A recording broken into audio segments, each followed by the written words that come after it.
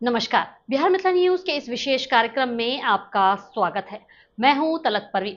बड़ी खबर बता दें कि मधुबनी में प्रधानमंत्री नरेंद्र मोदी के कार्यक्रम को लेकर कई विभाग में विकास के कार्य दिखने लगे हैं। गोपालगंज के हथवा में ओवरलोडिंग अत्याधुनिक एलपीजी गैस प्लांट का शिलान्यास प्रधानमंत्री नरेंद्र मोदी के द्वारा किया जा रहा है। इसे लेकर के दरभंगा के गेहमी के बीपीसीएल में एक प्रेस कॉन्फ्रेंस का भी आयोजन किया गया।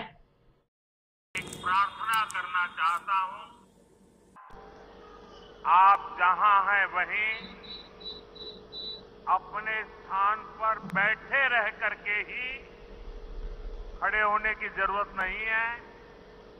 बैठकर ही 22 तारीख को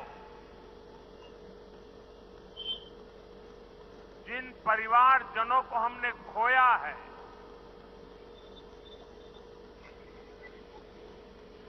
उनको श्रद्धांजलि देने के लिए कुछ पल हम अपने स्थान पर बैठ करके ही मौन रख करके अपने अपने आराध्य देव का स्मरण करते हुए उन सबको श्रद्धांजलि देंगे। उसके बाद मैं आज अपनी बात प्रारंभ करूंगा।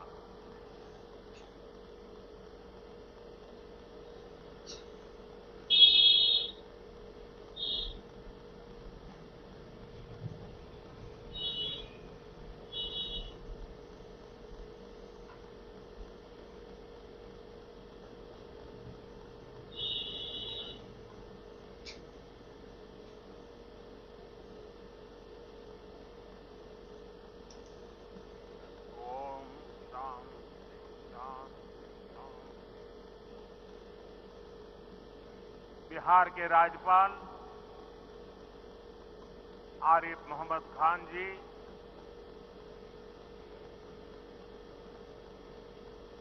यहां के लोकप्रिय मुख्यमंत्री मेरे मित्र श्रीमान नीतीश कुमार जी, मंच पर उपस्थित अन्य सभी वरिष्ठ महानुभाव और बिहार के मेरे प्यारे भाई और बहनों, आज पंचायती राज दिवस के मौके पर पूरा देश मिथिला से जुड़ा है, बिहार से जुड़ा है। आज यहां देश के, बिहार के विकास से जुड़े हजारों करोड़ रुपए के प्रोजेक्ट का शिलान्यास और लोकार्पण हुआ है। बिजली, रेल, इंफ्रास्ट्रक्चर के इन विभिन्न कार्यों से बिहार में रोजगार के नए मौके बनेंगे। आज राष्ट्र कवि रामधारी सिंह दिनकर जी की पुण्यतिथि भी मैं उन्हें विनम्र श्रद्धांजलि अर्पित करता हूं।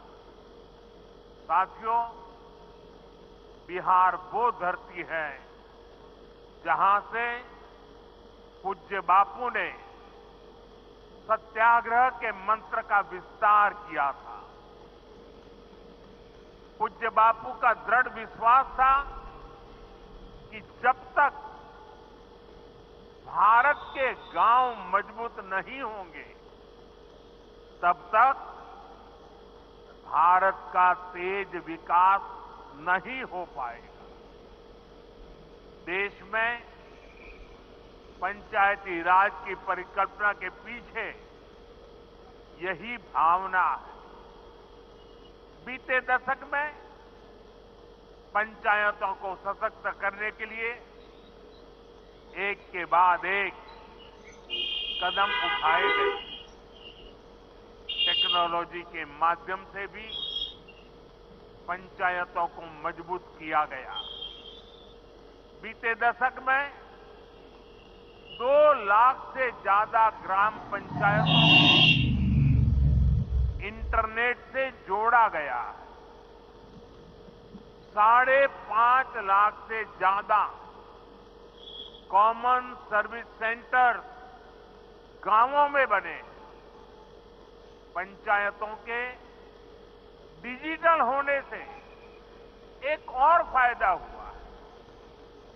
जीवन मृत्यु प्रमाण पत्र, भूमि धारण प्रमाण पत्र, ऐसे कई दस्तावेज आसानी से प्राप्त कर सकते हैं। आजादी के अनेक दशकों बाद जहां देश को संसद की नई इमारत मिली, वहीं देश में 30,000 नए पंचायत भवन भी बनाए गए। पंचायतों को पर्याप्त फंड मिले, ये भी सरकार की प्राथमिकता रही है। बीते 10 साल में 2 लाख करोड़ रुपए से ज्यादा का फंड पंचायतों को मिला है। ये सारा पैसा गांव के विकास में लगा है। साथियों, ग्राम पंचायतों की एक और बड़ी समस्या भूमि विवाद से जुड़ी रही है। कौन सी जमीन आबादी की है, कौन सी खेती की है, पंचायत की जमीन कौन सी है, सरकारी जमीन कौन सी है, और इन सारे विषयों पर अक्सर विवाद रहता था।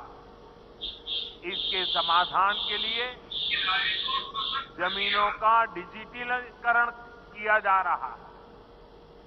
जमीनों के रिकॉर्ड का डिजिटलीकरण से अनावश्यक विवादों को सुलझाने में मदद मिली।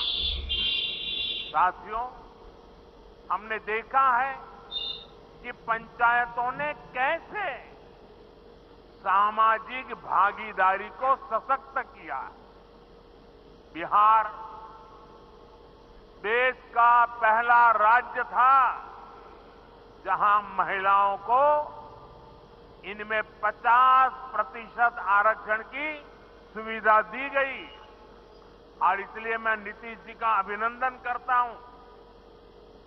आज बहुत बड़ी संख्या में गरीब, दलित, महादलित, पिछड़े, अति पिछड़े समाज की बहन बेटियां बिहार में जनप्रतिनिधि बनकर सेवाएं दे रही है, और यही सच्चा सामाजिक न्याय है।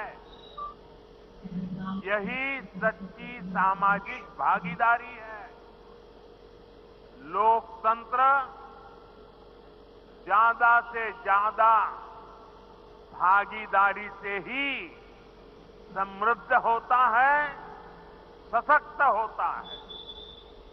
इसी सोच के साथ लोकसभा और विधानसभा में महिलाओं के लिए 33% आरक्षण का कानून भी बनाया गया है। इसका लाभ देश के हर राज्य की महिलाओं को होगा। हमारी बहन बेटियों को ज्यादा प्रतिनिधित्व मिलेगा। साथियों, देश में महिलाओं की आय बढ़ाने के लिए रोजगार, स्वरोजगार के नए अवसर बनाने के लिए सरकार मिशन मोड में काम कर रही है। बिहार में चल रहे जीविका दीदी इस कार्यक्रम से अनेक बहनों का जीवन बदला है। आज यहां बिहार की बहनों के स्वयं सहायता समूहों को करीब 1,000 करोड़ रुपए की मदद दी गई है।